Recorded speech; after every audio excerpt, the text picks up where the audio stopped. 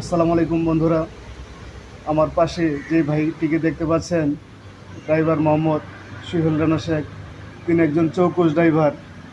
তার কাছ থেকে আমরা প্রতিনিয়ত অনেক কিছু শিখে যাচ্ছি।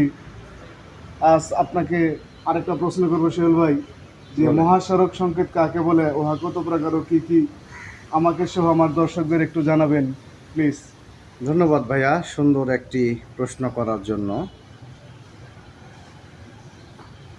রাস্তা ব্যবহারকারী চালকদের সুবিধার্থে দুর্ঘটনার হাত থেকে রেহাই পাওয়ার জন্য সার্ভে অফ বাংলাদেশ, মানে সড়ক ভেহিকলস অফ বাংলাদেশ, রাস্তার উপরে লক্ষণীয় বস্তু হতে 50 গজ দূরে, ভূমি হতে 5 ফুট উপরে বোর্ডের মধ্যে অঙ্কন করা যে সকল সাংকেতিক চিহ্ন দেখা যায় তাহাকেই মহাসড়ক সংকেত বলে।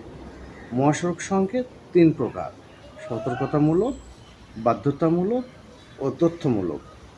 থ্যাংক ইউ প্রিয় ভাই। ওয়েলকাম।